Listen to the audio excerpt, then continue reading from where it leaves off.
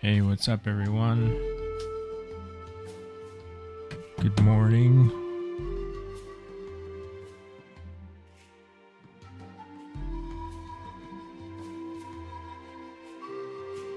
Looks like there's a few of you here already. Hey, Teddy, how's it going? Lumiel. I'm going to make an announcement. We'll get started.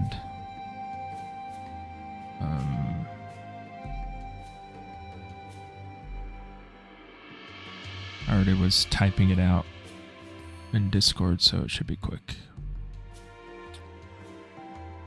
Let me know how things sound. If I need to adjust any levels here and there, I'm happy to do that. Here's my pen. There it is.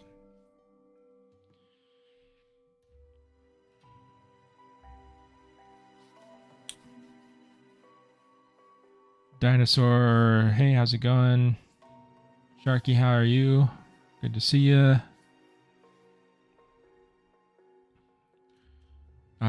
So we're pretty close to finishing off this concept. Not too far away. A couple things I want to do. So I'm mostly just like arranging stuff and like playing with positionings of stuff. I'm thinking about this like preparing a final concept sheet for presentation sort of thing. So in that respect, I want it to look nice, right? So I want to make adjustments to the composition, to the drawings, to all that stuff, so that way it looks very presentable. Something that I would be, comfortable sharing. But I'm obviously already sharing to everybody. But if this were a normal studio setting, something that I would be comfortable sharing to or presenting to an art director or a bunch of people. Also something that I would like to have in my portfolio.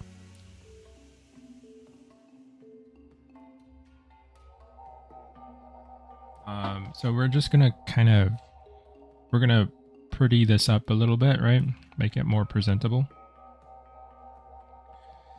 And then we'll see what we get up to. I'm not sure exactly how long that will take.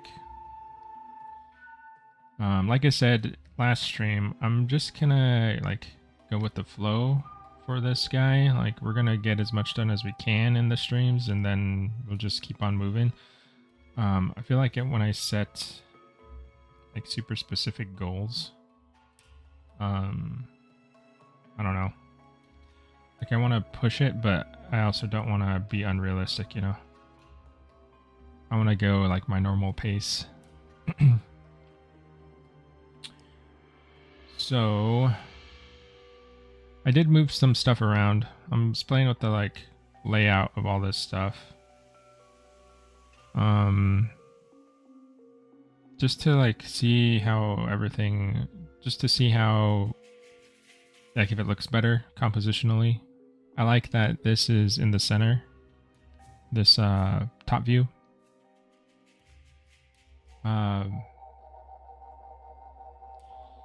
Dinosaur, will there be a shine for things with feathers? I don't know how to explain it, but if you search, you mean like iridescence? That could be cool. But I would have to figure out how to do that in the texture. Iridescent, that's how something that's kind of been a mystery to me is iridescence. Yeah, accurate. Yeah, stop spamming hi, please.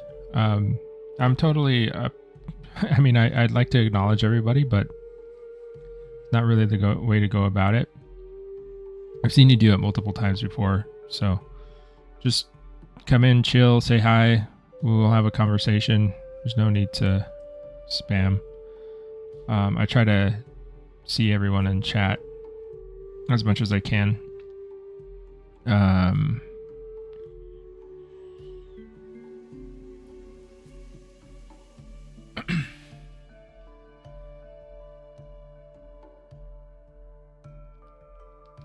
All right, let's get going.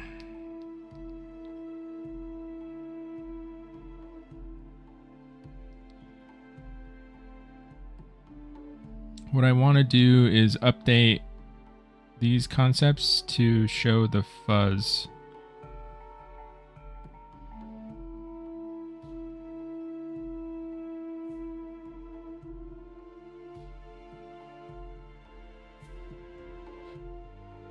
Yeah, I played with iridescence before on Therapod, actually.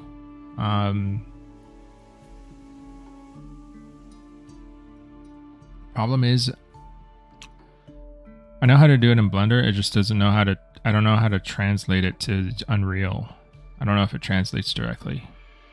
So that would be some troubleshooting. But it would. It's a cool idea, for sure. Okay. So we're just gonna like cannibalize some of my own drawings here. This is the side view. This is the... Let me just pick apart my layers here.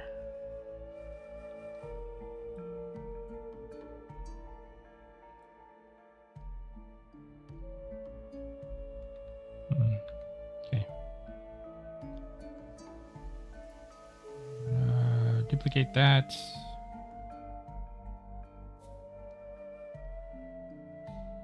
What I want is just the fur covering, so I can add to this closed mouth version. This rendering here is also something that I want to keep.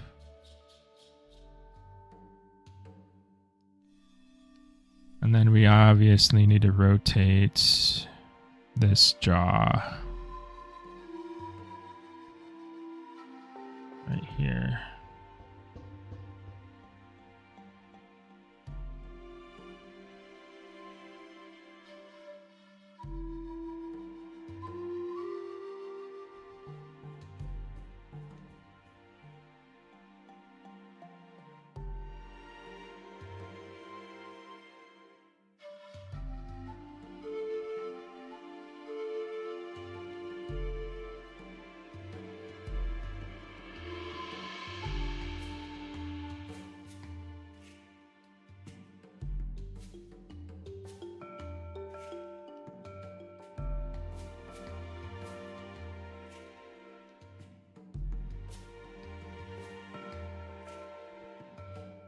So I'm going to mask out a bunch of stuff.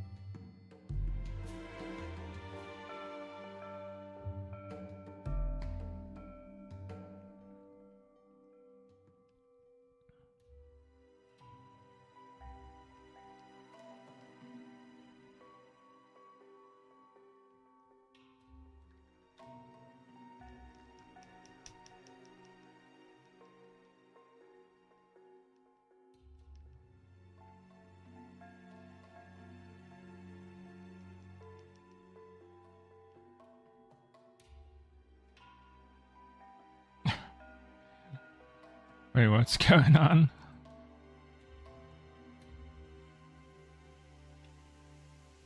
Look at layer 4 at the bottom right. Look at how much percentage it is. Okay.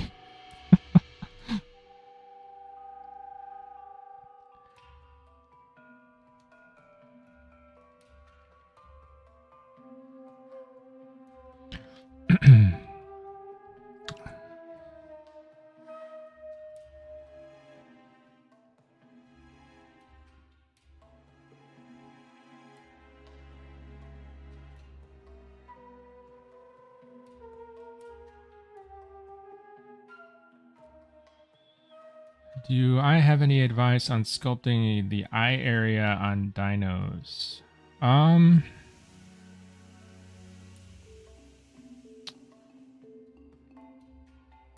So what do I think about the eyes?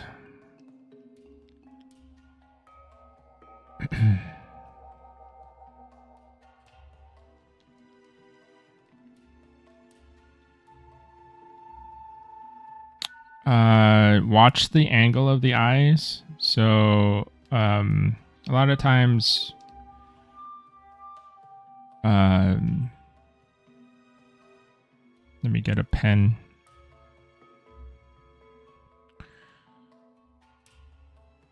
Brain's not working this morning. Give me a second. There we go.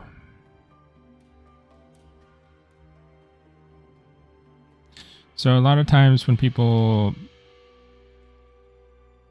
draw or sculpt the eye, they'll do like the normal like almond shape eye. It's kind of hard even for me to do it on purpose here. But like, see this point and this point? They'll make them completely horizontal. Kind of like a human eye, even though like human eyes vary also. So I would say look at a lot of reptile eyes, or bird eyes, but I like going a little bit more reptilian sometimes. But if you look at reptile eyes, a lot of times they're going to be angled.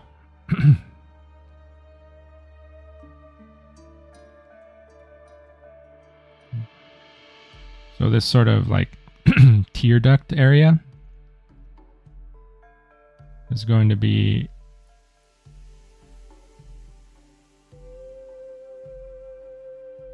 lower. This area here is going to be lower than this area. You can see I've done it here too. Like, look at the angle. It's not horizontal. It's slanted. So you want to watch out for details like that. If it's more like a bird eyes tend to be very round. So a lot of times you don't really have to worry, but I feel like, especially the more bird-like the animal is, of course, go more bird with the eye. But I think I prefer more reptilian eyes as far as like the shape goes. That's my personal preference, I suppose. Because of this, it feels this simple slant gives it a little bit of expression, a little bit of like aggression,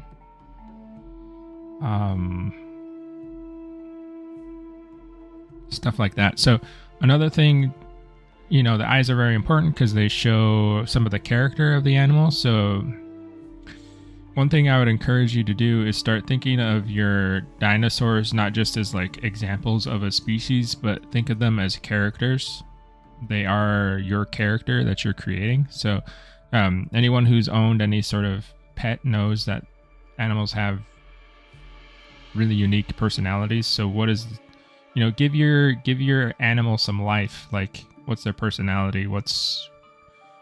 Are they skittish? Are they brave? Like, are they curious? Like, what are they? Think about that a little bit. Try to make a little bit of a story, and then see what you can do in the eyes to create some expression. Like, if I wanted to make this look like angry, you could sculpt it with like the eye like squinted a little bit. You could do some different things with the eyebrows.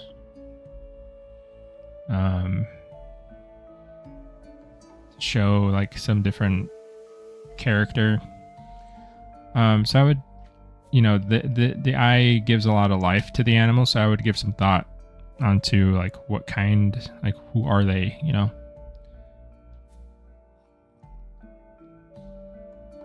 One really good artist to look at who does that, David Krentz. Look at David Krentz's sculpts. He actually shows like his inspiration for the character. Like, I think one time he he did a T-Rex, and his main inspiration was like Brad Pitt. Like he was pulling from the like heroic, like, you know, that type of face. So take a look at that, see if that helps you. Yeah, that's what I would keep in mind when I'm sculpting eyes.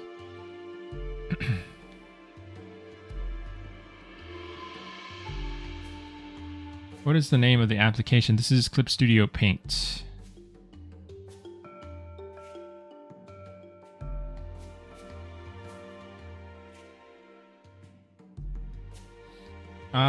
Do I do the upper eyelid more forward than the bottom? Yeah, so if I'm looking for the side, if I'm looking in side view, the structure of your eye is important too. I don't know how realistic you're trying to go, but like you're gonna have it's not perfectly round, the eyelid. I mean the eye. It's got that little bump for the cornea. But yeah, if you're looking from the side, you want a nice overhang from this eyelid here, because this provides shadow to the eye. So you want this overhang to give a nice shadow when you're sculpting. So you want to make sure that's big enough. And then the lower lid, I think, yeah, I would say it tends to be closer to the eye than the upper. Like this distance is shorter. At least the way I sculpt them, it is. It doesn't hurt to make them equal, of course, because they gotta, if you're animating it, they gotta meet, you know, together. But this, to me, this is what's more important, is this lid, because of the shadow that it provides to the eyelid. I mean, to the eye itself. A good detail to pay attention to if you're looking to make a very nice render and stuff is the water line here too. If you can find a way to make that happen. I can't draw the water that collects here at the bottom of the eye. Goes a long way to blending the forms a little bit, because it blurs this area and then it adds a lot of realism. So you could try working that in as well.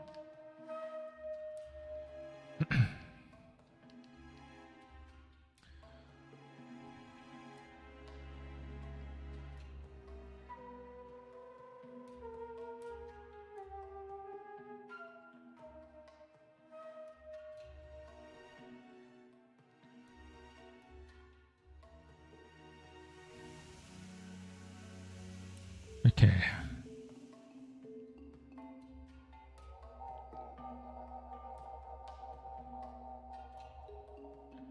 Got rid of some of my shadows there, but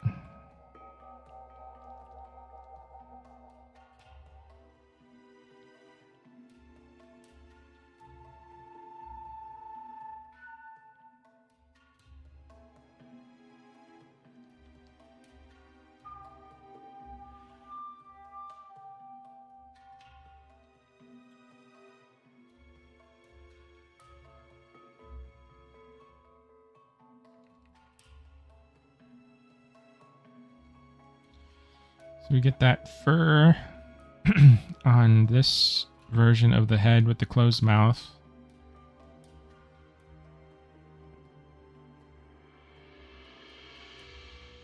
So we just have some consistency. I think it would be confusing if you were presenting this to somebody and like one version of the head had fur, the other one didn't. Then they would probably ask like, is everything gonna have fur or not? So it's better just to like eliminate that potential for confusion ahead of time.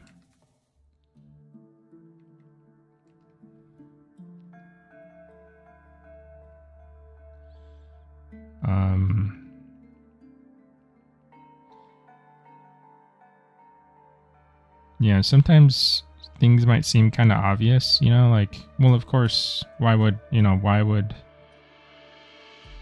his fur disappear when he closes his mouth? It doesn't make sense, right? But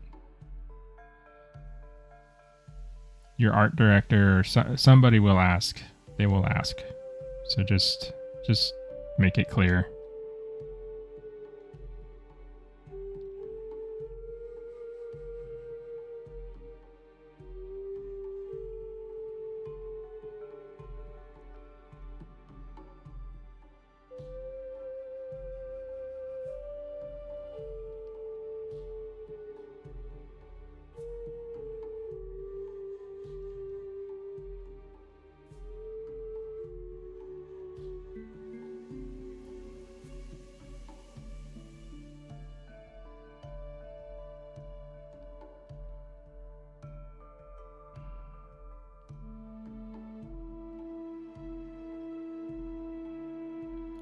Okay.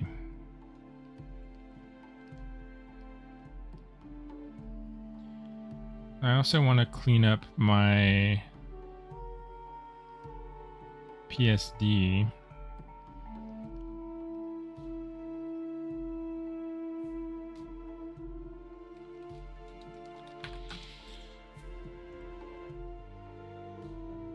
That way it makes sense to me.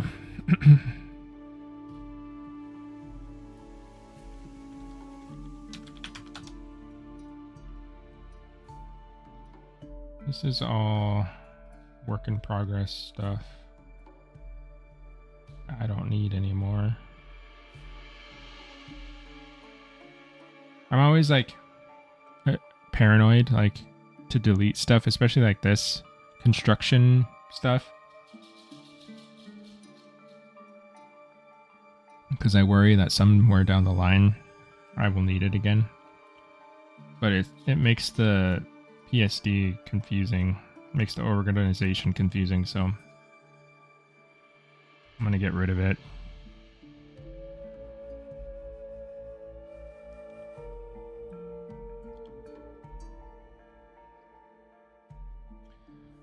Phoenix Gaming, how's it going? Hey. Nika Pelagia. Hello, hi.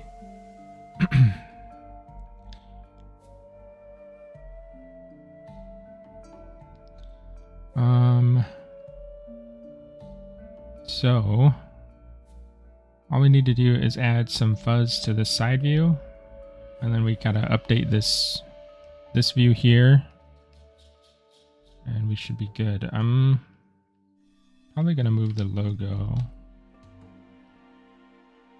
this way.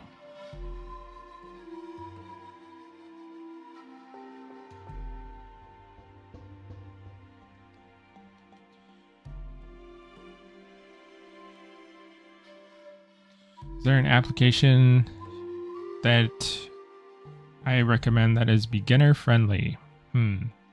For drawing?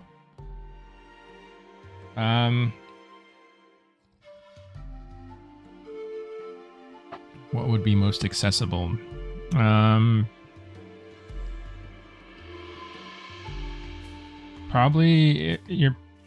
probably gonna be better maybe starting off something on like an iPad. If you don't have like a PC that can run Photoshop well, or like do any image processing well, so probably iPad is your best bet. And on iPad, you're looking at stuff like Procreate. That's probably the only one I've used. I mean, I've used Clip Studio Paint and Photoshop on there as well. Like the, whatever it's called, Fresco, I think. If I'm remembering right. But I would say Procreate.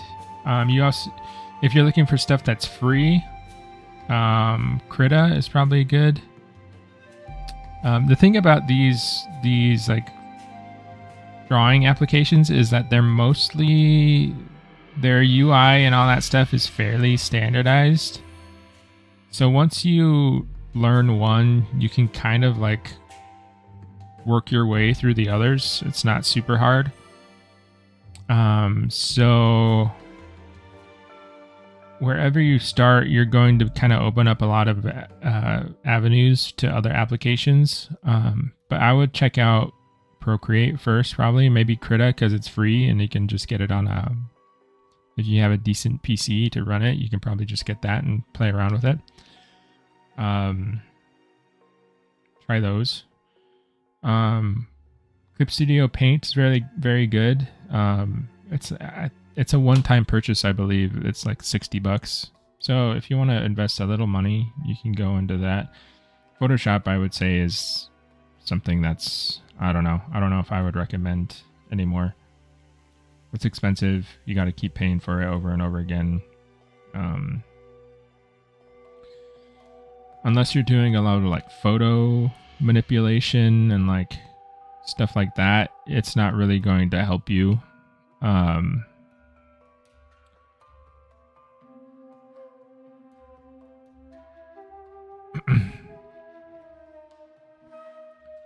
Like those capabilities won't really help you.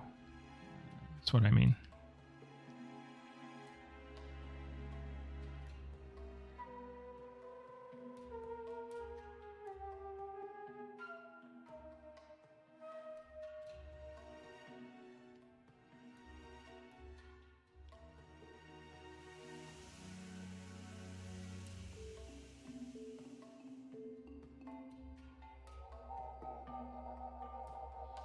I don't know much about it. You mean the game? But I wanted to know what your drawings will be used for. We're going to use this to start the modeling process.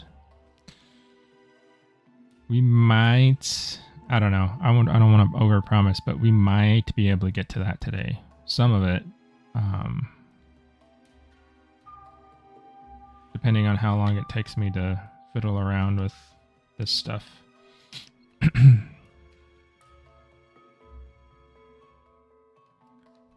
I'm just repositioning all this so that way we get a nice representation of everything.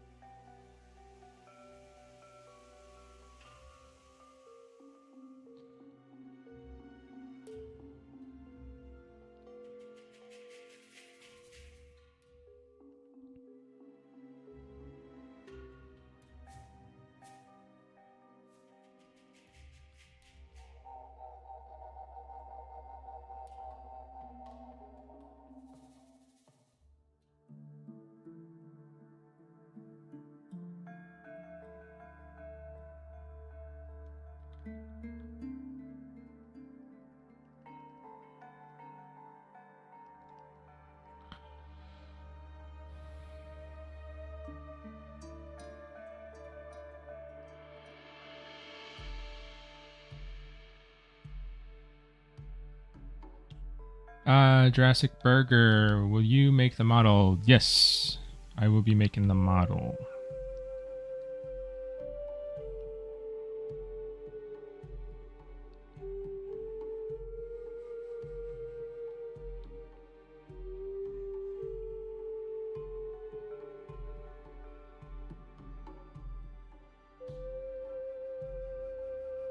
Hey Islander, how's it going?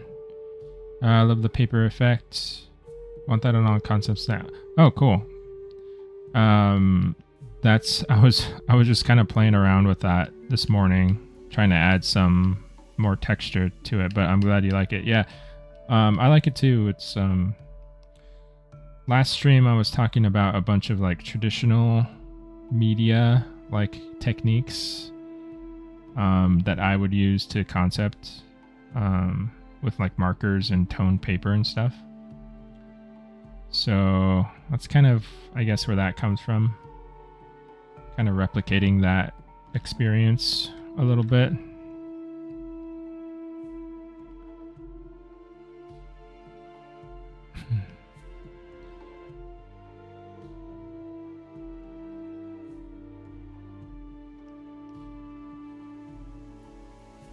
William, hi.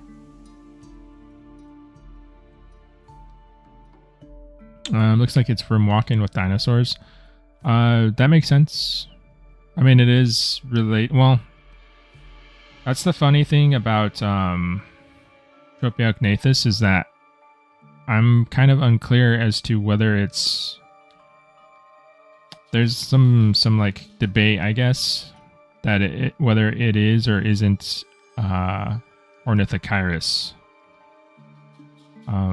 The stuff I was seeing, or at least a species of Ornithochirus, I don't know, they're probably multiple. But the stuff I was seeing when I was doing my research is like a lot of the Ornithochirus material is like being seen as a synonym for Tropeognathus.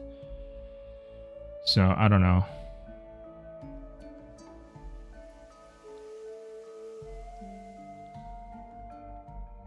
That's one of the tricky things about paleontology and reconstruction is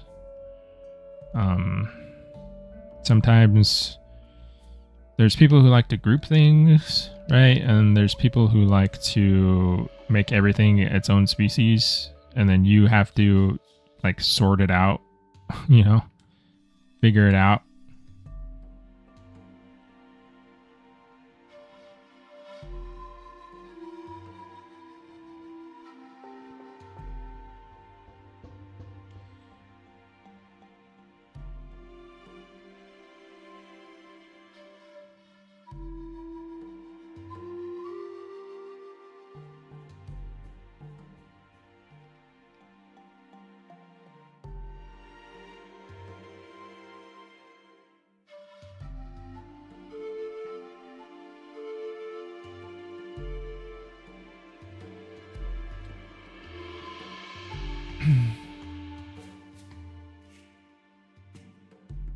I need to move chat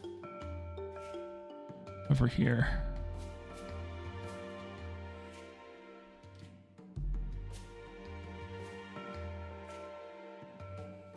Are you gonna be? Is there gonna be skins for the Tropeo?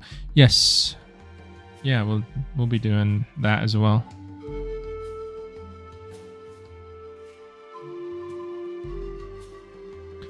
Are you doing fur cards? Hair cards? I believe so. It may be a mix of several different approaches. I would like to, you know, I want to make this as convincing and as nice looking as possible. So I want to look into a few different ways of doing the fur. So that way it has the appropriate, like, density, you know?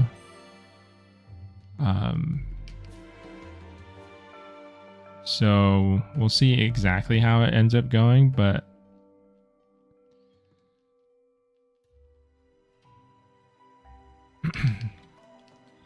I just want to make sure that it looks as good as possible.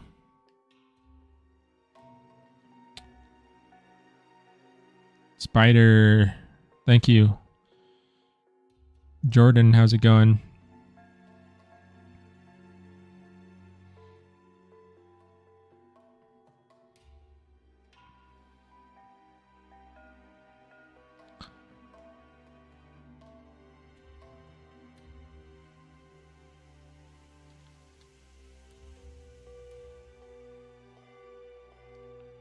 I'm just gonna add some fuzz to his wing here. And his leg. Add some fuzz to his leg.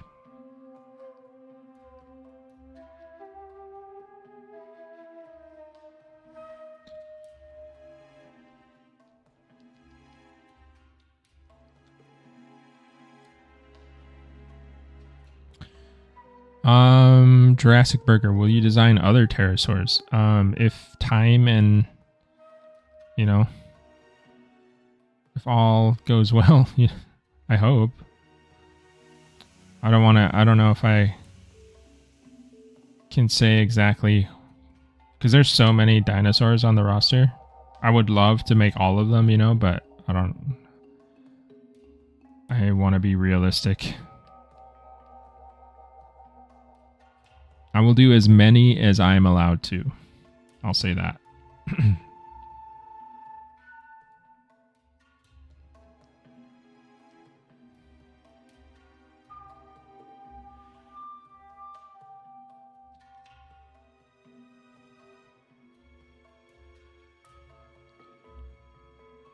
But yeah, yeah. So there's advantages to having the same person do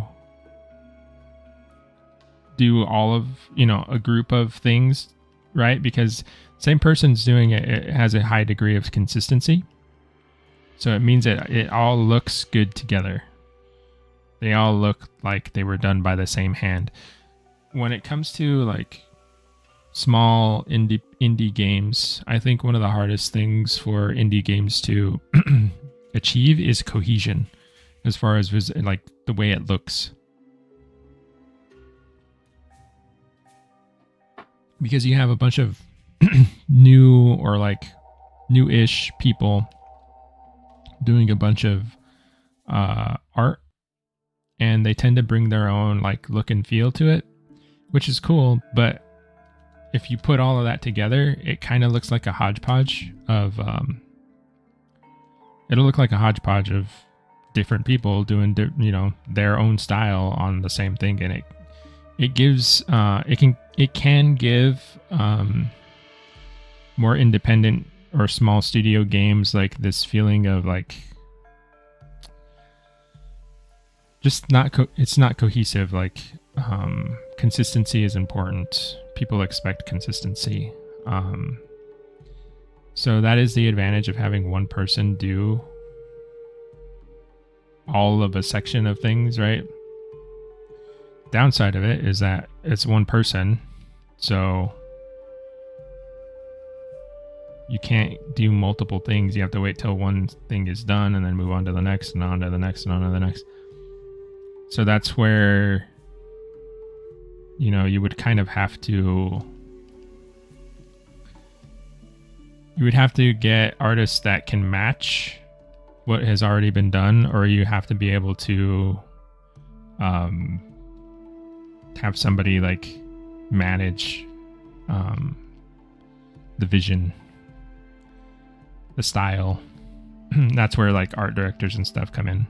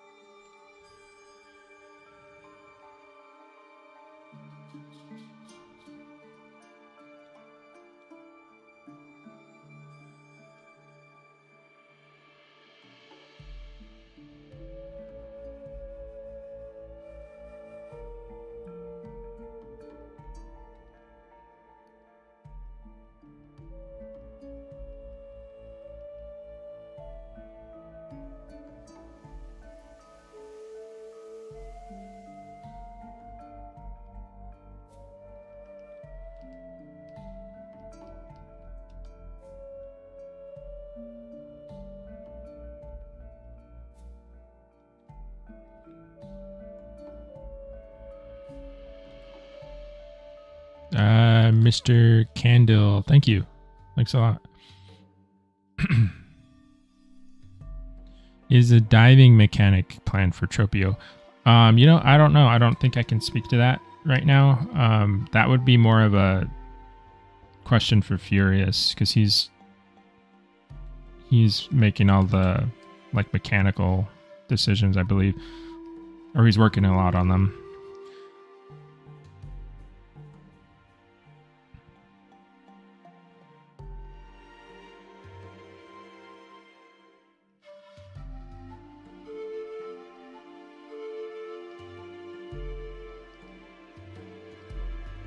So maybe if he does a stream soon, you can ask, or if he's in the chat right now. There he is.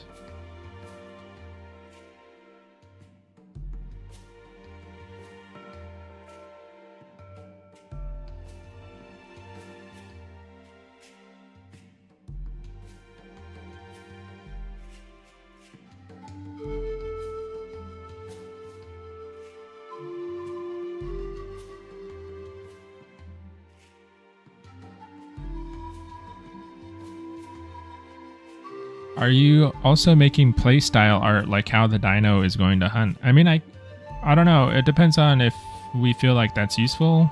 Islander and Furious. Like, do we need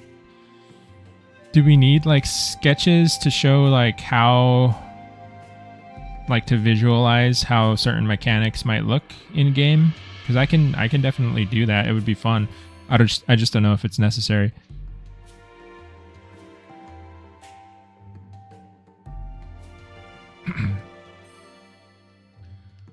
Like, we could do some little sketches, you know, down here of the Tropeo diving for something or stuff like that.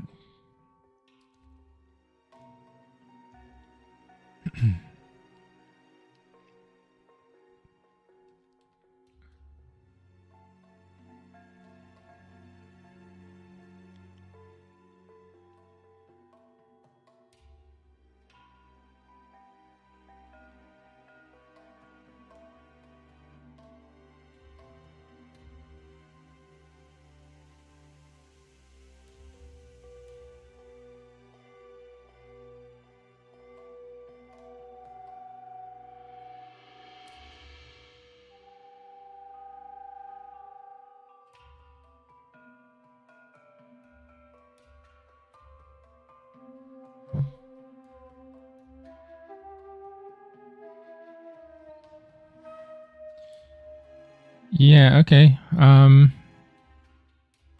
Yeah, let me know. I can do a little bit of stuff here. Or if you want to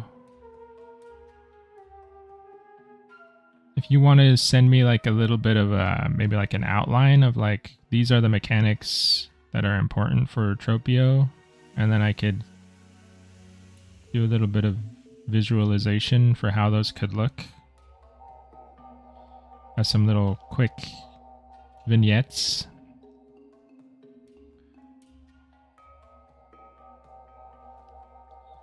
One, two, three, four. 1, 2, 3.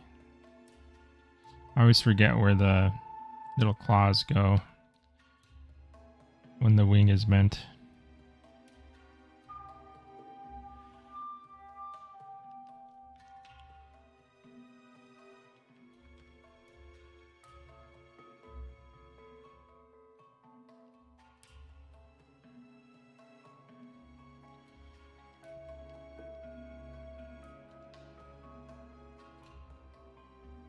Oh, I'm ahead on models? Okay, cool. I'm always surprised when people say that, because I always feel like I'm behind.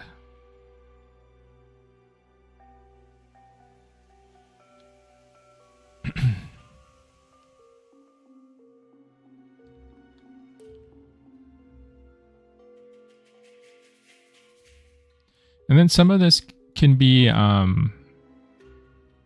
like, we don't have to do this like right now. Like, some of this could be done really easily in 3D too. Like, once I have like a base mesh for the Tropeo, I can just rig the base mesh or something and then do some like quick poses or like studies.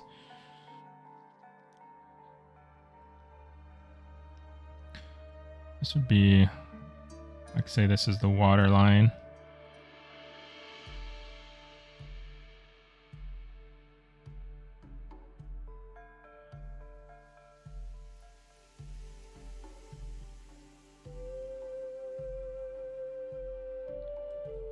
What kind of fish do we have in here?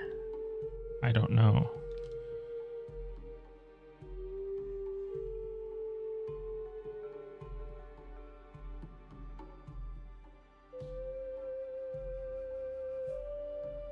This looks like a trout or something. I'm assuming we want like some cool prehistoric fish.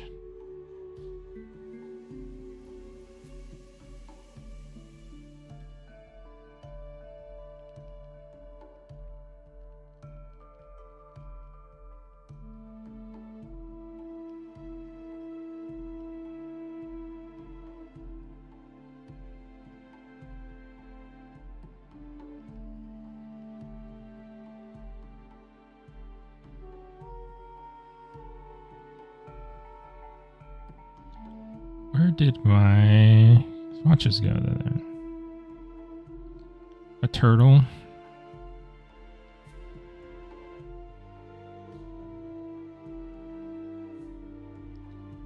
Would they? You know, I don't know. Their teeth don't seem suited to cracking turtle shells. But I don't know what their capabilities are in terms of fossil evidence and stuff.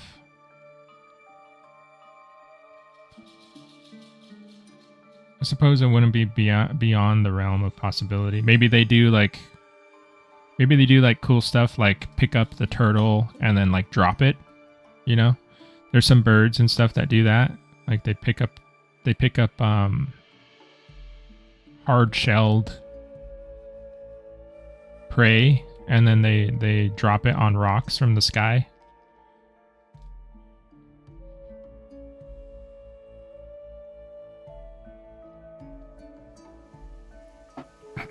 On YOLO, you probably can draw.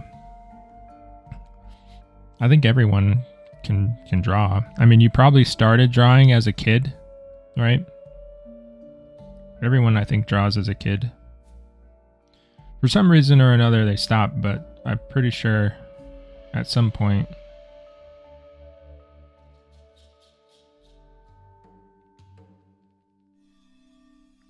Clams, that's a good one too.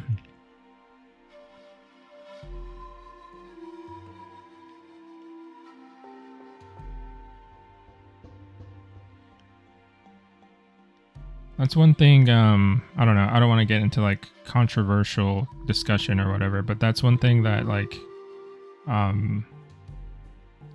drawing isn't like a skill that you're like, you have or you don't have. It's like a way of seeing stuff and being able to digest it and then put it down on paper. It's definitely something learnable. You can learn to draw. It takes a while, just like anything does. It takes repetition, takes practice, dedication, but I think anyone can learn to draw. So if you're interested in it, I would try it.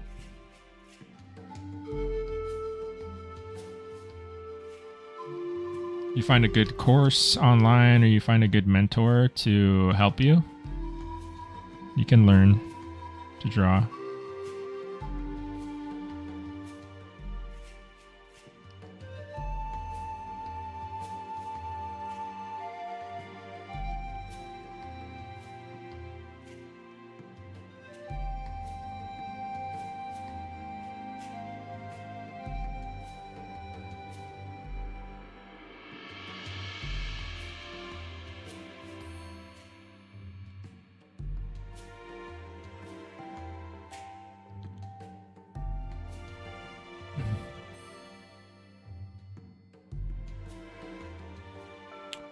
Since DM, nothing fancy. Don't think we need too many drawings. Sure, no problem.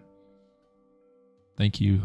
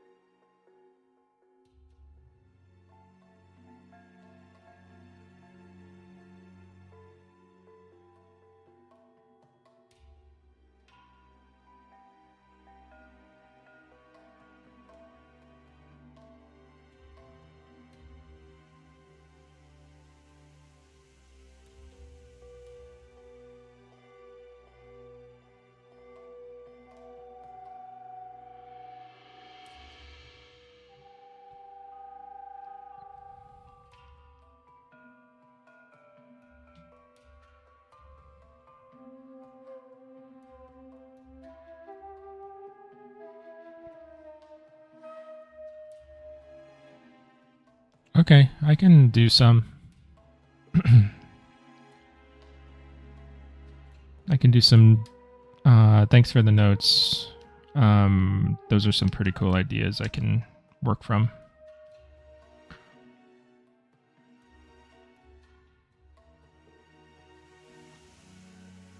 So I can add some of these sketches here.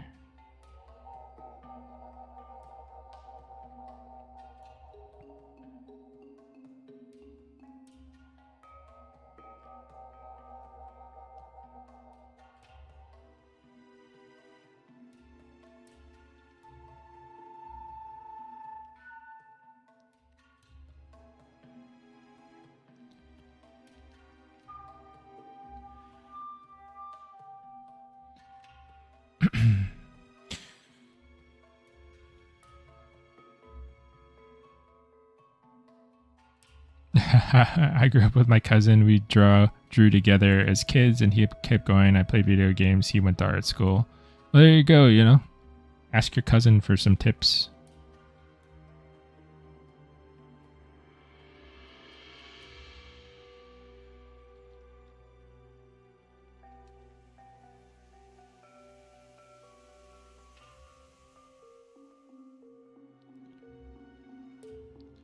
I do actually, kind of on a tangent, right? But like, I do actually kind of credit. So I love games and I love gaming, right?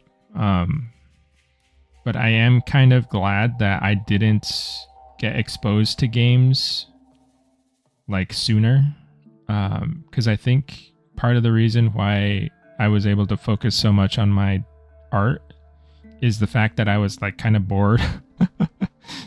Like I didn't get a console until I was like between 11 and 13 years old. I think. Like by the time I got a console to play games on, it was a PS1, but it was like at the end of the PS1's life cycle, you know. So I did have a lot of time just like in my room to draw, and that's how I kind of kept myself busy. I drew a ton. So I feel like that's probably why my draftsmanship grew as fast as it did. I feel like if I had a game to focus on instead of like just entertaining myself with drawing, I probably would have not developed that skill as fast. Because I know how I am with games. Like I get pretty addicted, you know, depending on the game.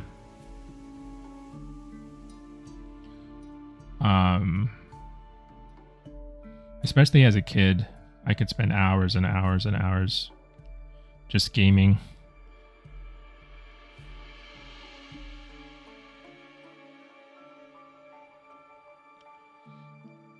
Nowadays, it's like there are certain games I'll still go crazy for. But it's not as bad. Monster Hunter is pretty much the only one, the one that like I will spend a lot of time on.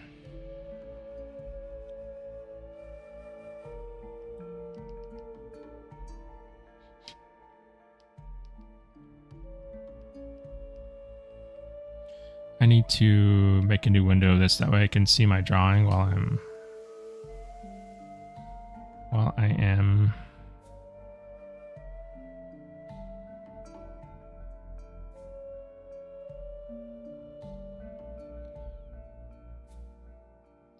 I need to see my concept while I'm doing these sketches.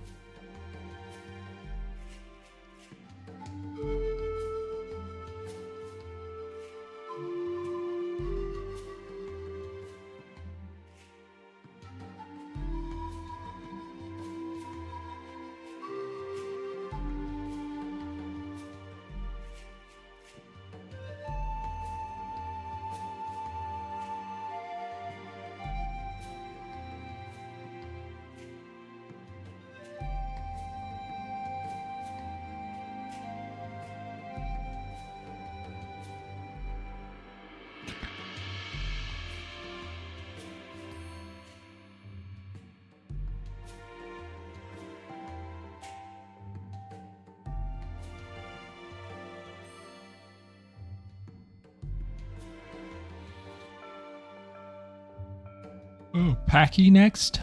That's gonna be fun.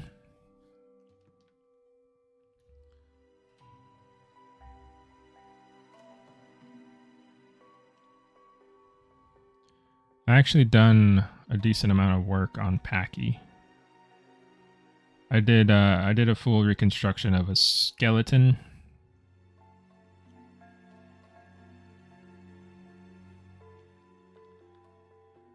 Which was very hard to do, honestly. Because the thing about Packy is we actually don't have a lot of Packy. Not as much as I thought, or like most people think we do. And the one like very like decent specimen that we have is not a full grown Packy, I don't think.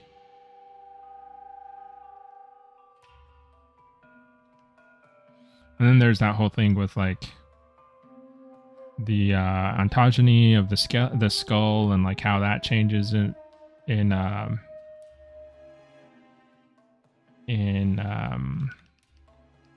like as it grows. So that's going to be a challenge because you want to make sure that you hit each of those as it's growing up.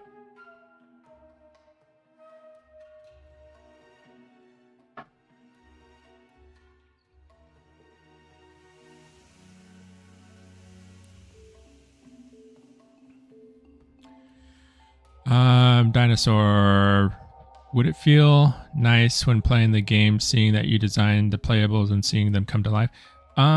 Yeah, that's one of the things that I'm most looking forward to.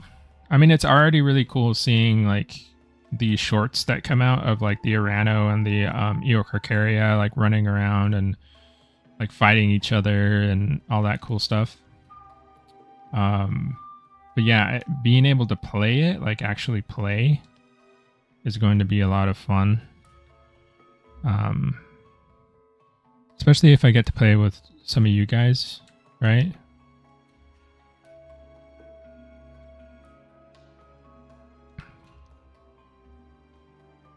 And, you know, the team. Like, I haven't played any games with any of my fellow devs. So that'd be fun too.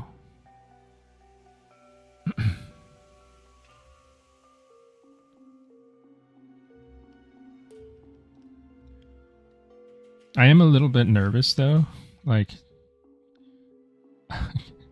because like, what if I jump into the game, right, and like we're playing on a server and like I'm playing a predator or something, and then like I kill I kill like one of the people like here on stream or something, I think I would feel bad.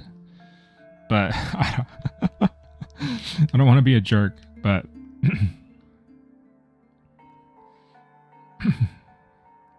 it's the circle of life, right?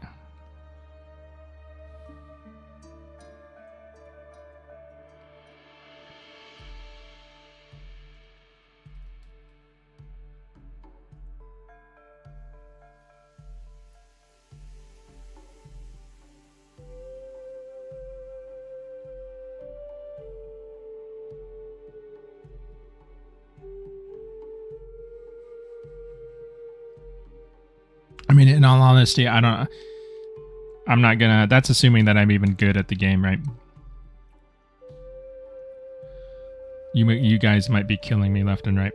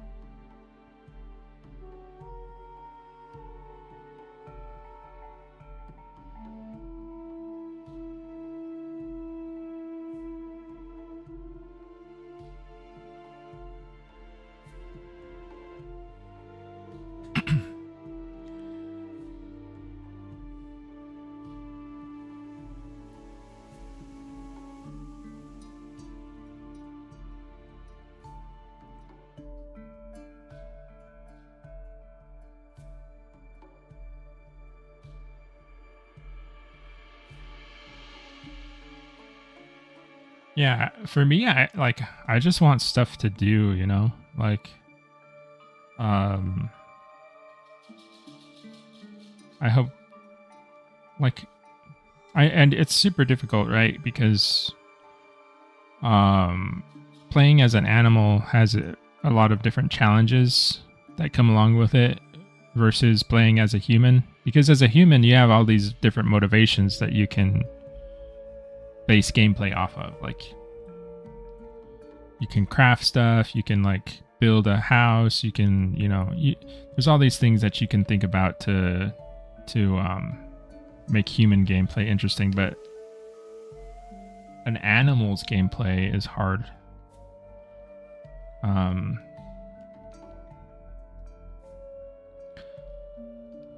it's like, what's an animal's motivation?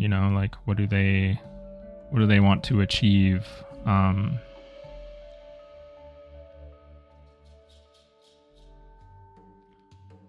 So between finding food and like fighting for that food, what do we do? That's the big question.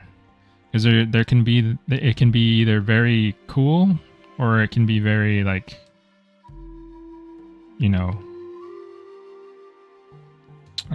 static.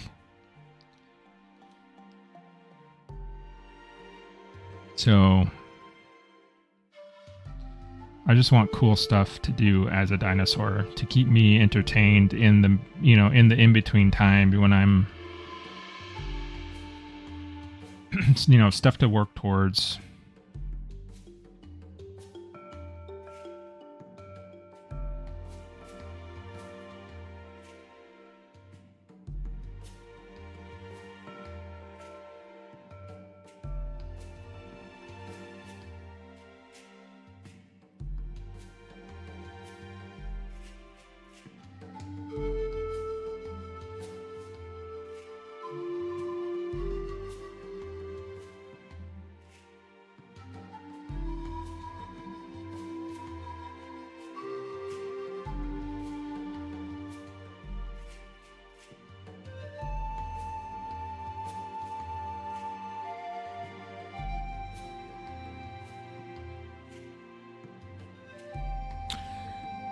Yeah, Furious, that's the kicker, right?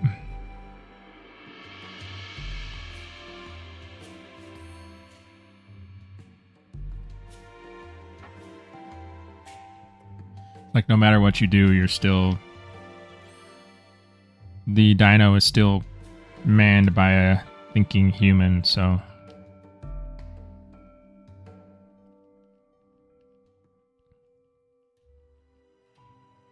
the best thing you can, I suppose the best thing you can do is just like encourage them to do certain things,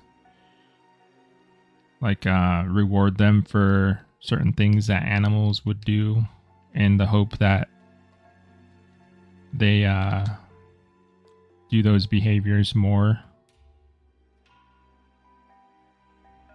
I suppose.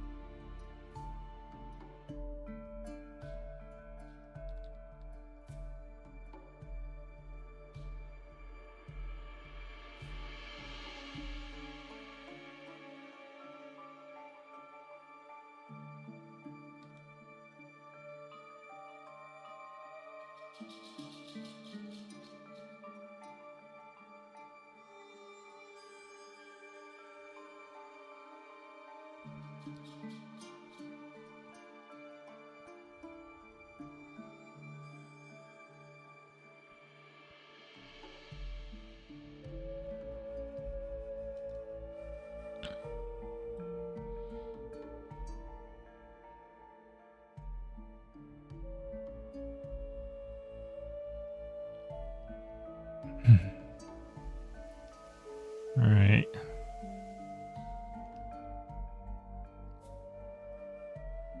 I just got focused in a bit there. I'm trying to figure out a cool way to like kind of isolate the sketch a little bit.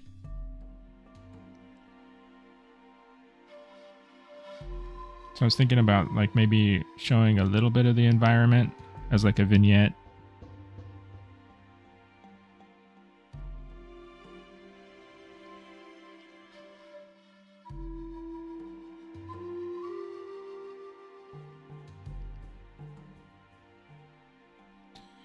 I'm not sure. I'm not too sure yet, though, how I'm going to.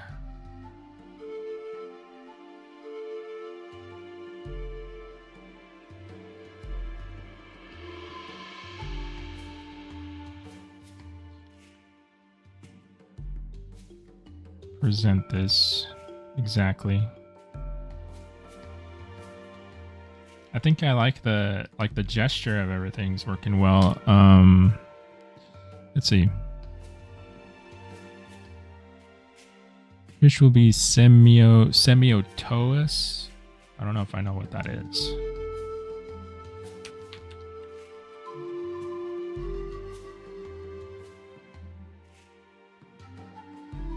Is that a species? Semio.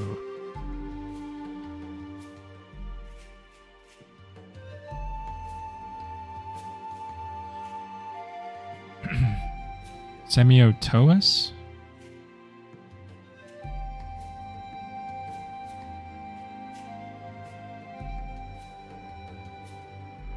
Am I spelling that right?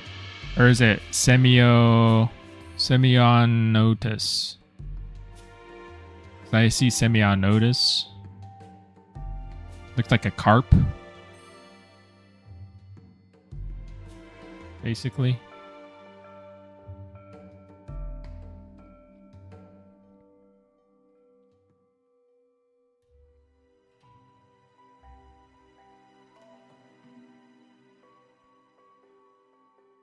Kind of like a carp. Scales are definitely a bit different.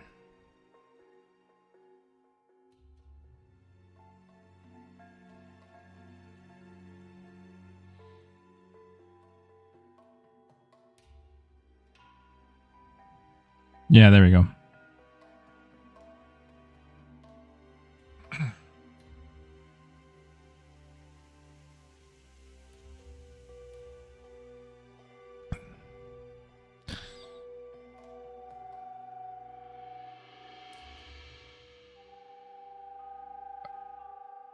Thanks, Furious.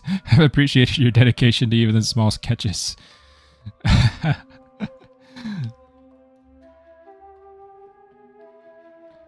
I feel like maybe I hope it helps people later on, right? Like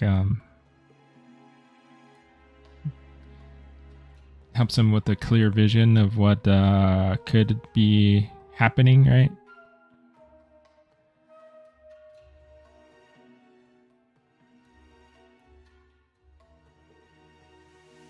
And it doesn't take too terribly long for these.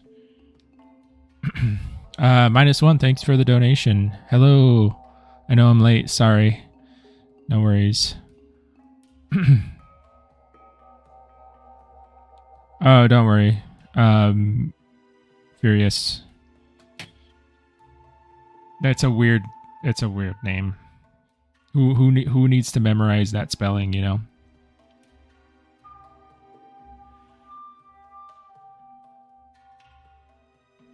Semionotus,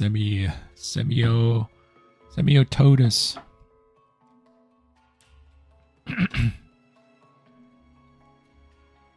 I'll probably pronounce it like 50 different ways.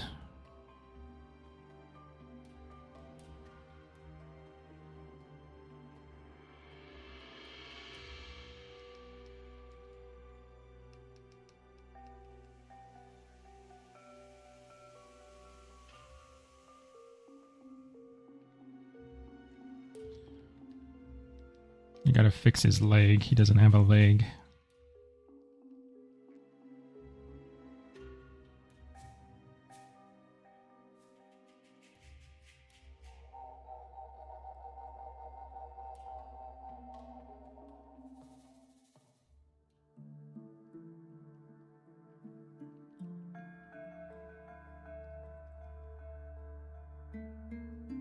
I'm learning how to pronounce. You know, I still don't know how to pronounce that name properly. Maybe you should teach us, Sharky. Spell it like phonetically in the chat and let us know how we should be saying that name. Because I don't think I will pronounce it right.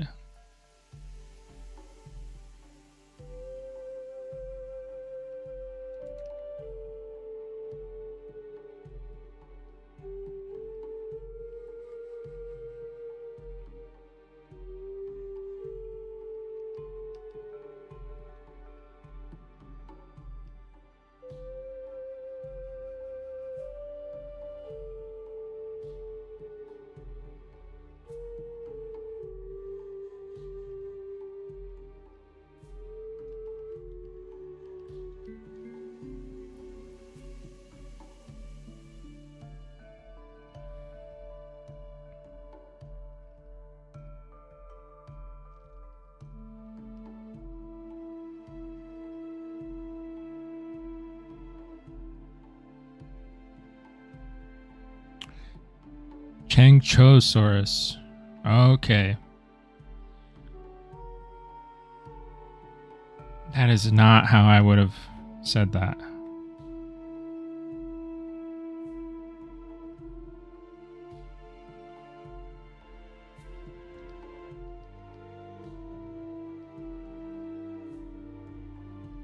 I also, Furious, we were talking about the swimming capability of the Tropeo, right? And maybe the feet should be webbed. Did we talk about that?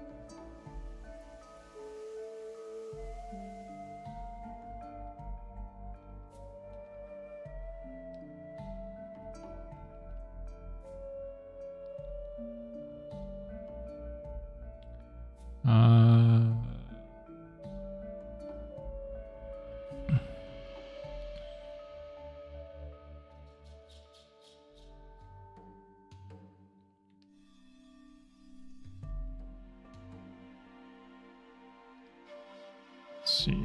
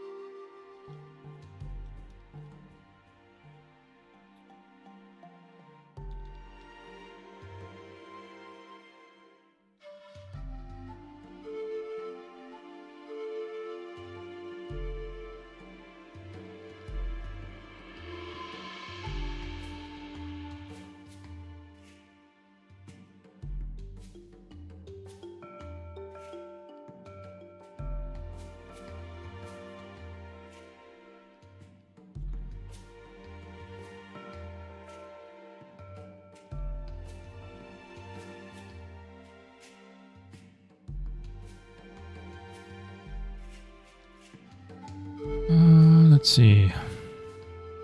Almost done with this one.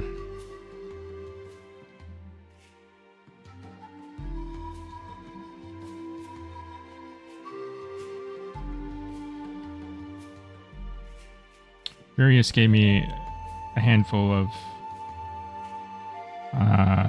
potential drawing ideas to do, so try and work on maybe one more of those.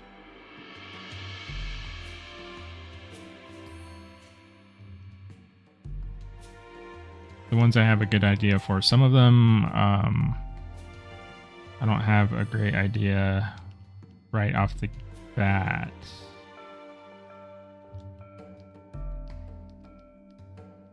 I think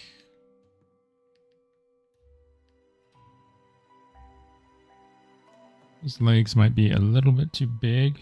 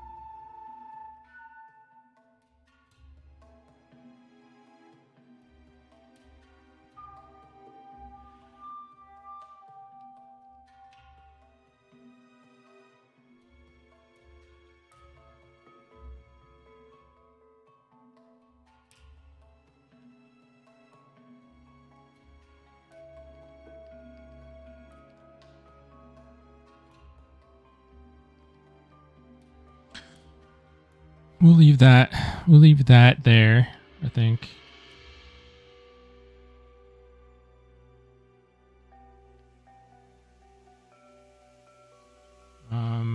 I was working on, what was I working on? This, finishing this guy. So we'll do that before I start another one.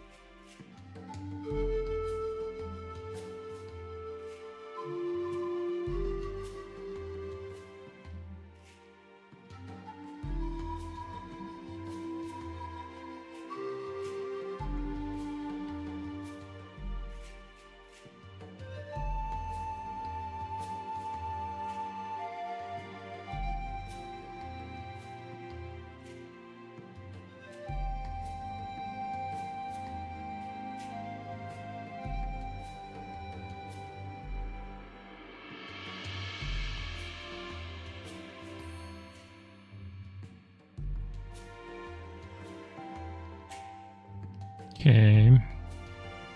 This sketch is pretty much cleaned up, I think.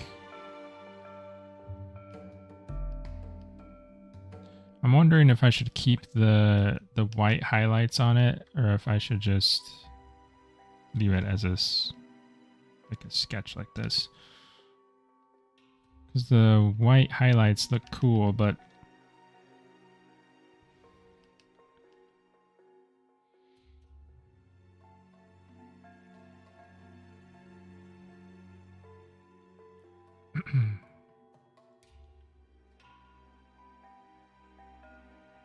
so now what I can do, we have this little scale comparison over here on the left. I'm gonna see what this looks like if I just make that a silhouette. Does it look cleaner? I think so. It looks a lot cleaner like that.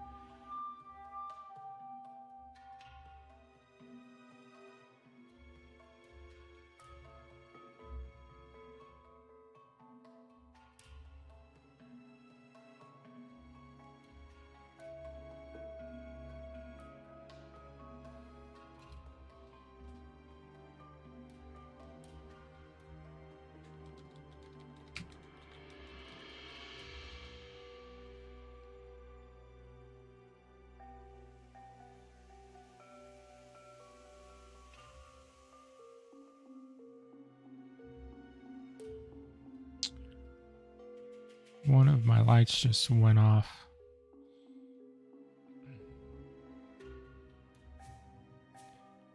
Now I'm in the darkness. Let's see, where was I? Please don't make the prehistoric flyer do a fish diver. Would have drowned because of missing water repellent feathers and probably webs on their feet. I'm pretty sure. Wait 1 sec. I'm pretty sure it was possible that they have webbing on their feet. I think we have some like actual trackways of pterosaur swimming. Evidence of pterosaurs like swimming, like because you can see the claws scrape the sand where their feet lifted off. And then, I mean, as far as diving behavior, I mean, I don't know.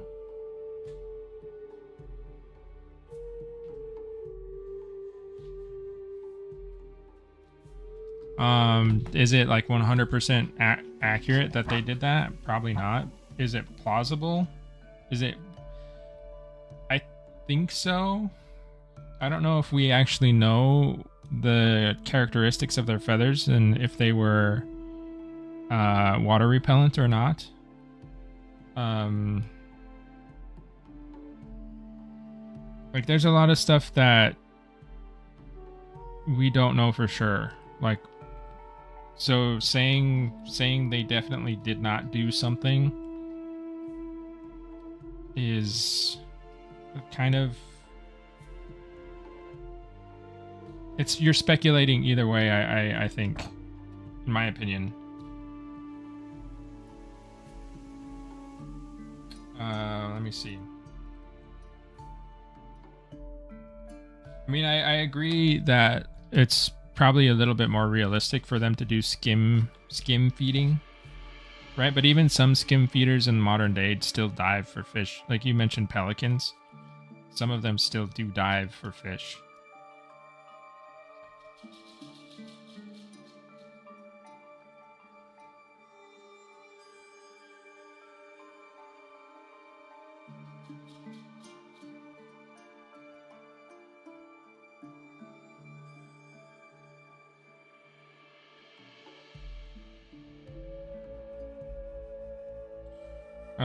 But yeah, I don't know. In terms of like 100% paleo accuracy, I would have to do some more research on some of that to like see what's plausible or not. But at the same time, like the game is not like 100% paleo accurate. I feel like, so it is a slippery slope, right? Like what you allow in the game and how you justify its existence there can be like a little bit difficult, because like you can like, to be kind of extreme, right, to be hyperbolic about it, like I could say that you can make the Tropeo, like, I don't know, breathe fire or something. Why? Because it's cool. There's a lot of stuff you can justify because it's cool. So, you know, obviously we don't want to go that far with it, but we have to be careful and balance things out. What I like to think about, and I'm just throwing my thoughts out there. I don't have any, like, I'm not actually in, I wouldn't say that I'm a game designer by any means.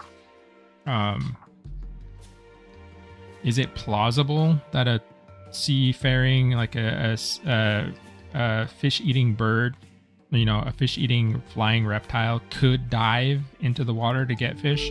Is it plausible? Is it within the realm of, like, does it break your suspension of disbelief if it does that? I would say no. And if that's the case, then I don't think it's like a huge problem to add it in. But everyone has their different threshold for that stuff, you know? So who knows?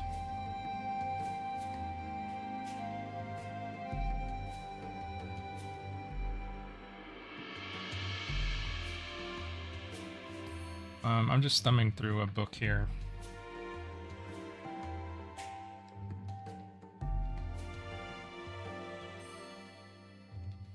I'm pretty sure it talks about integument on the feet and like whether they were webbed or not, or like whether they could be webbed.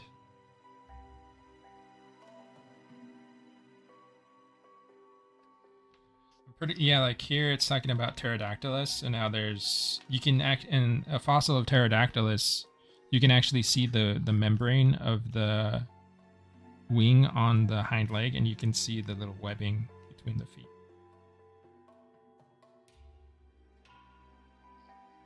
So Pterodactylus had webbed toes. Now this isn't a pterodactyl, of course, but it sets the precedent, right? Like, we know that some pterosaurs had webbed feet.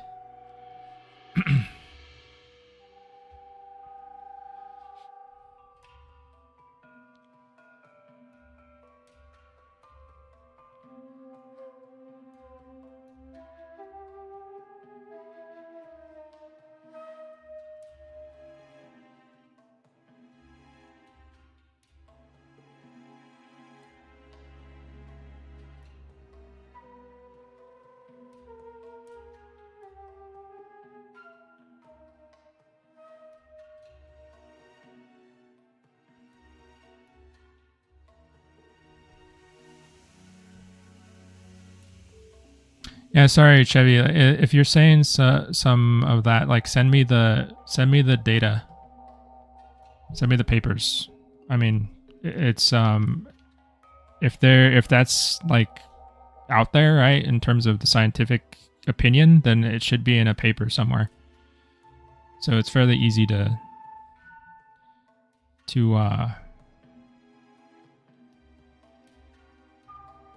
support or disprove.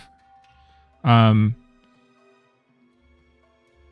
again, like, this isn't 100% paleo accuracy. This is kind of like,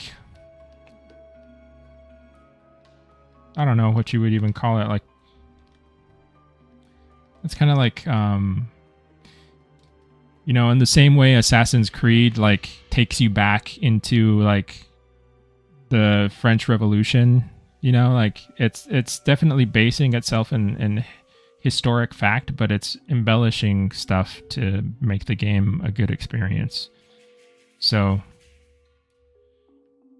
there's prehistoric accuracy, and then like prehistoric like paleo sim, and then there's what we're doing here. I mean, because there's dinosaurs living alongside humans. So right there, you already have like a conflict with paleontology, right? So we gotta have a little bit of fun out here.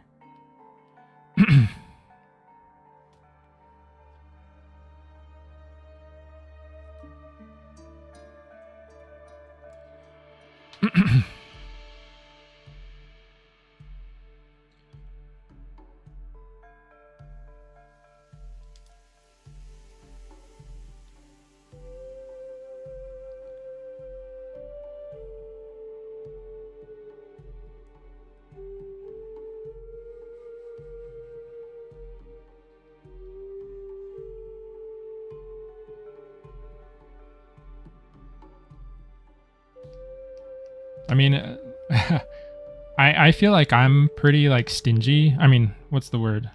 Picky when it comes to like the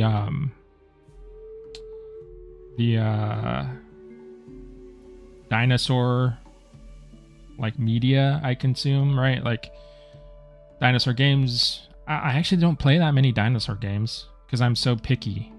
Like the way they look, the way they sound, the way they move. Like, so I feel you for sure. Like, don't get me wrong. Like, I've had all of those emotions as well.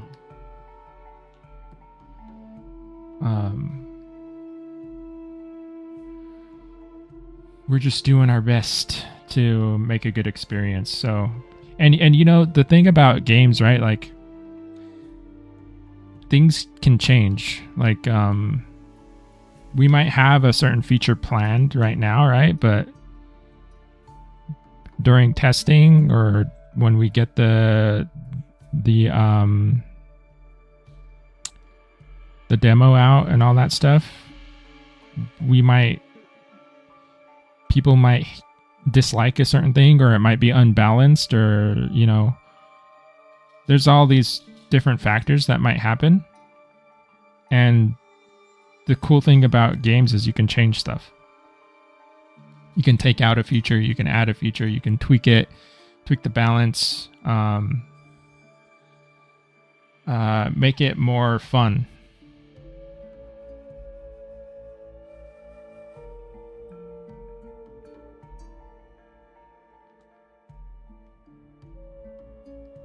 So it's not set in stone, right? Like, nothing is set in stone.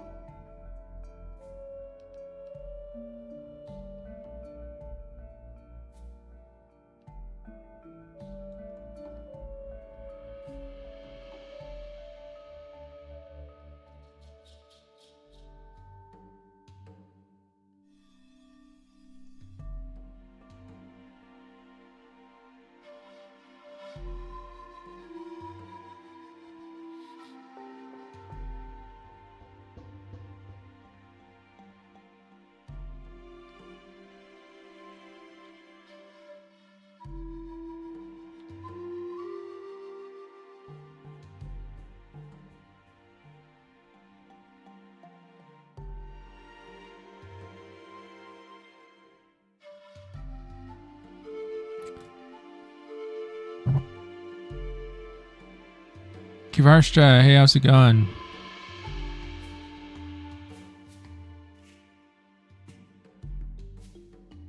The side view in Flight has a rotisserie chicken vibe. It does, yeah. I agree.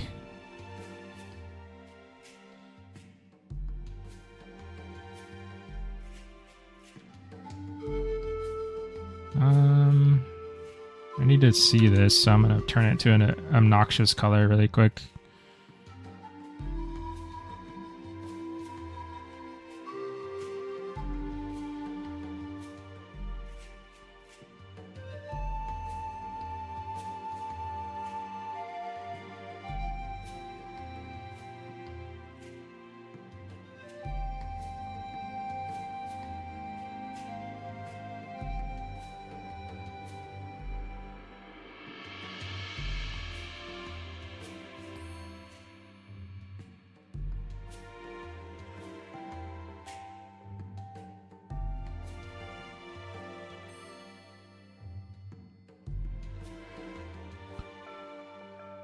Yeah, it's apparently Tropeognathus did in fact hunt on land and in water, oceans, lakes, rivers, etc. And they say it dived shallow or skimmed surfaces to do so, so it can surely be adapted. Yeah, I mean, that's the tough thing about paleontology also, right? It's like you have to navigate all this stuff. Some people say this, and then other people say that, and then you're like, as an artist, paleo artist, you're like caught in between. Like, you're trying to like research and like figure out all these problems that the paleontologists themselves haven't really figured out. So, and then people kind of, for better or for worse, I don't know if it's kind of unfair, I think. Being on the paleo art side of it is like people will judge you based on like what you show, right? And you'll get put into this box of like where your opinions lie. But it's I don't know. I never thought of it as like a big deal. Because it's I mean, maybe because I know the process of how art is made, like because people, like, for example, Triceratops, the frill of Triceratops, people were saying that it was scaled, and then other people were saying that it had keratin on it, more like a shell, right? And I mean, I've done both versions. You could do both versions on the same model. You could sculpt it with scales and then smooth it out, sculpt it with keratin, put that on a layer, turn it on and off. Both, it's both there. You can like, it's not that hard to change. But like, I don't know.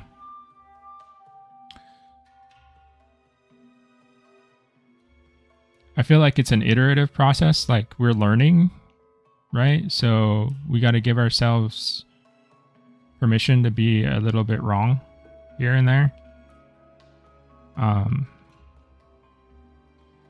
But it can get very dramatic.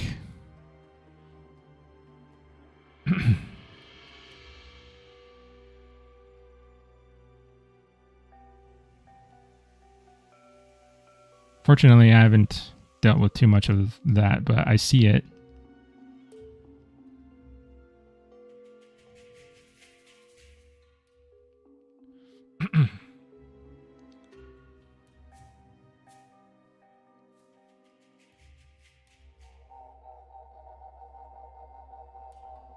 Oh my, it's red. Yeah, I gotta see like my fill layer so I can match the silhouette, and then I'll change it back to some kind of gray. I just want to make a nice selection so that way I don't have to do it again.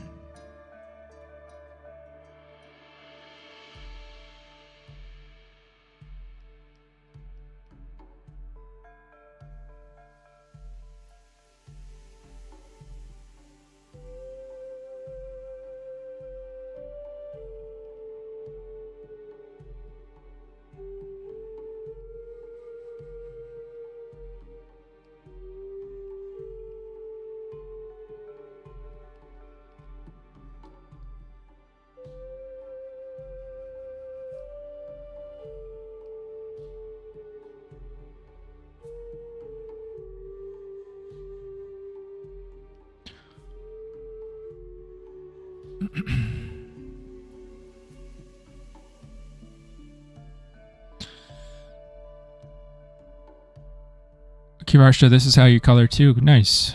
Yeah, I like to make some nice selections, and helps you not worry about having to like be so neat, because you can just clip everything.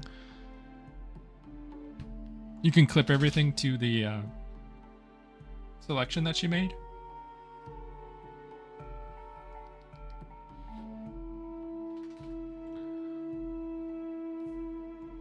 Nika Pelagia, are you close to sculpting? We could start sculpting right now. What I was saying in the beginning of stream is like, I just want to make this very like neat and clean. This concept sheet. Just very presentable, And then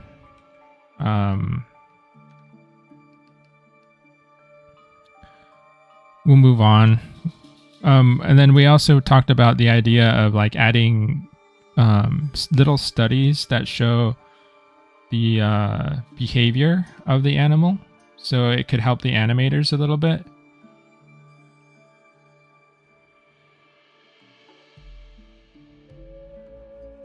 I gotta make this read against the top silhouette, but like with this stuff, like the little studies here. So I want to do maybe like two more for a total of like 3, maybe 4. Kind of fill this space up with studies. Where the heck is this actually?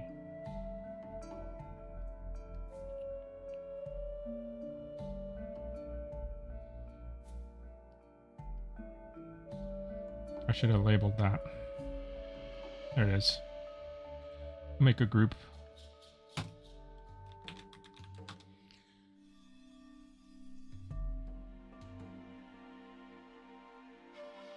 So maybe a little bit more time on this, you know, a little bit more time dedicated to just working up this sheet, making it look nice, making it clear. It needs to be a good usable reference.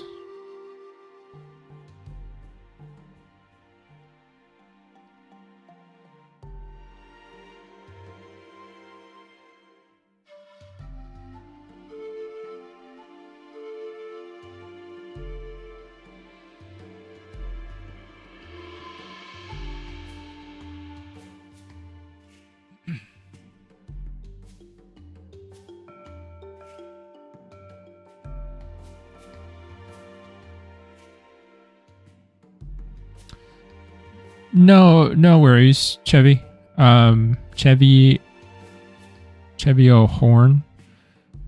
No, it's a cool topic to talk about. It's just, you know,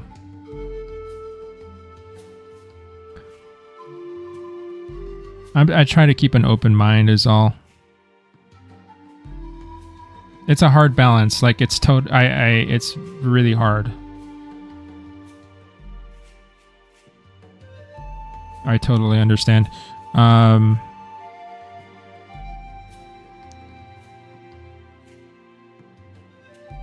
Recreate the Terra getting eaten by Mosa.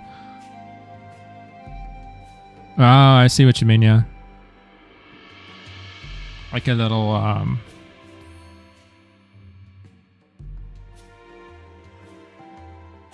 like he's jumping out of the water at the Tropeo.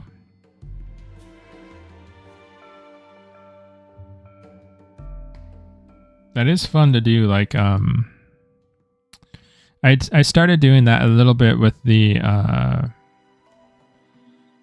Eocarcharia and the Oranosaurus. I posed them out as in like a little fight scene in Blender. So maybe like the more models we get, the more like scenarios we can do that with. So maybe that would be fun to play around with one day.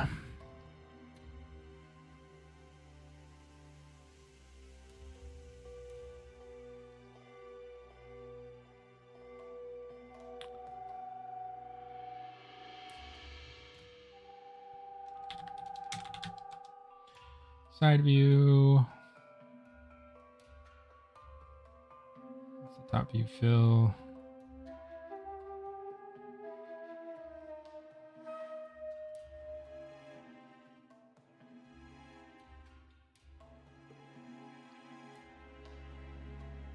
All this stuff I think can leave. I don't think I need any of that stuff.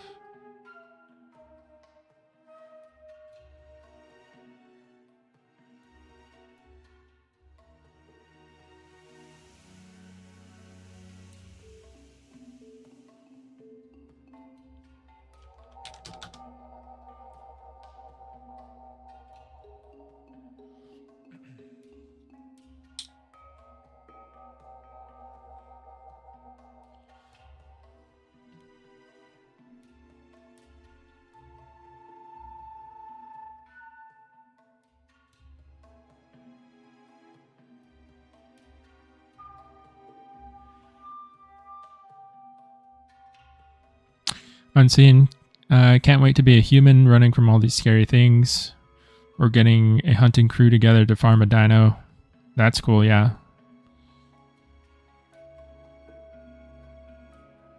Hopur's lunge will make it lunge up out of the water vertically. That's another cool idea too.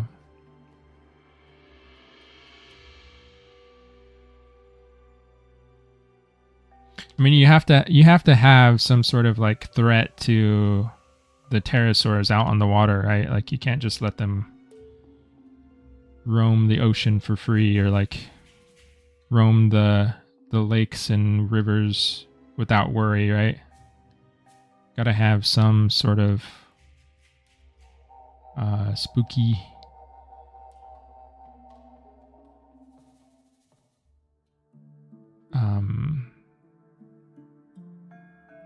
threat for them to experience.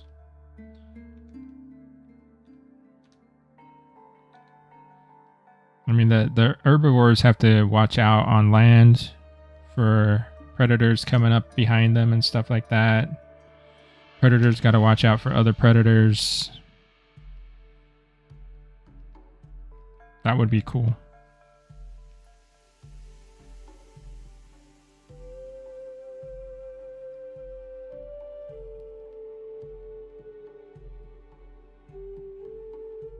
I'm just going to finish off this silhouette here.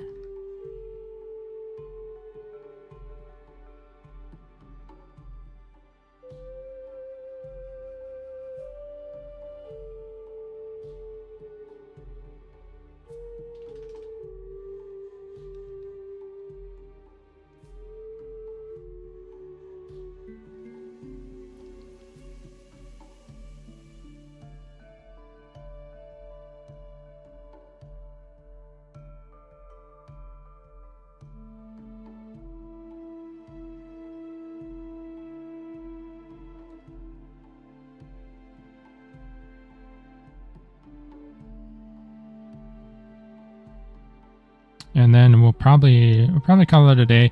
So if you guys got any like last questions or anything you wanna throw out there, let me know while I wrap this up.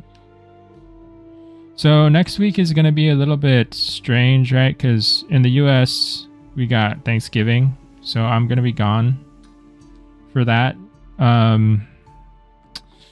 So I don't know about Wednesday stream and Saturday stream. I'm still like figuring out plans. So I can't guarantee that I'll be here next week.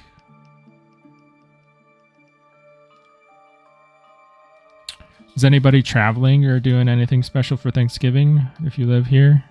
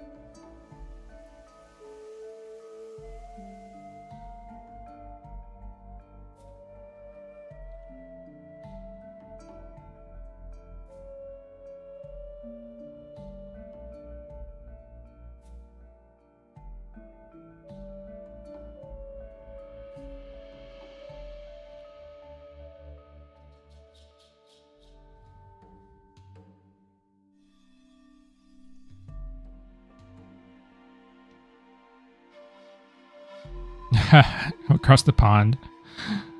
Do you love me some turkey? Yeah. Okay. Is there a UK equivalent to Thanksgiving? You guys have a feast day equivalent celebration?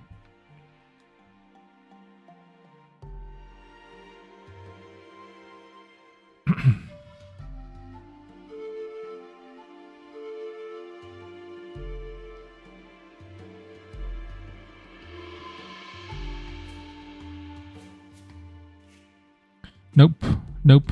Okay. Christmas dinner. Yeah, probably the closest thing.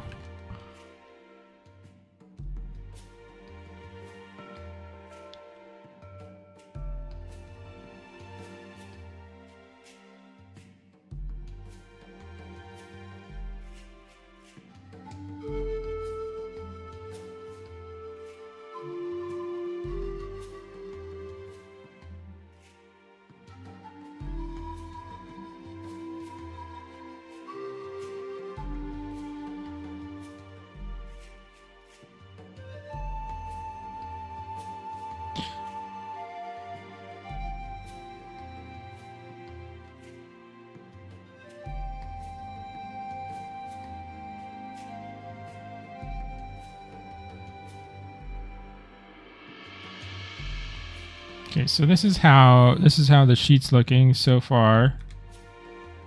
All the concepts. So we got the scale here.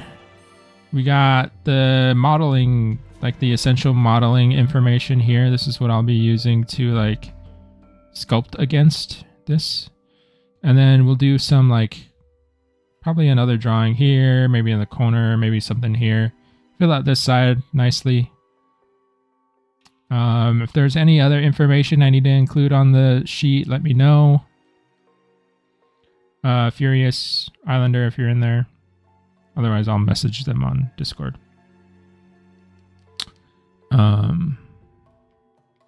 Bonfire night. That sounds fun.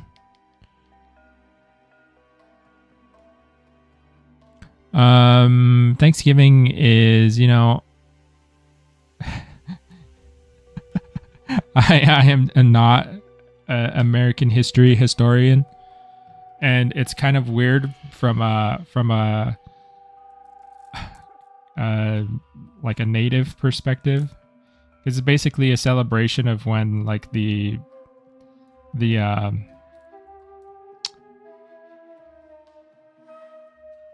people coming overseas landed here in America and like started to settle the East Coast.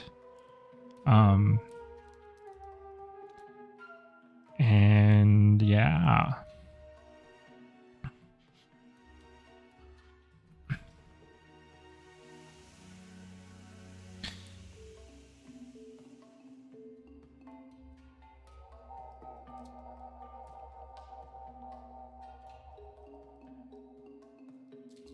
And like, if you look into it from a historical standpoint, there's lots of problems with it, I think. But I don't know it all in detail, so I probably shouldn't like speak on it too much. I've celebrated it pretty much all my life with my family. It's a nice like family get together, you know, have some good food, hang out. It's been much harder to do that though since we moved. I live in a totally different state, so you got to travel. Traveling during the holidays is very stressful, I think, because there's so many people like jumping on, you know, on the road, on the airplanes. It's very chaotic. We traveled like one time during Christmas a few years ago, and man, was it like packed in there. Yeah, it's tough. It's tough because you want to see your family and like hang out and stuff, but it's like everybody's doing it and everybody's like not having a good time. You can just feel the stress in the air, you know?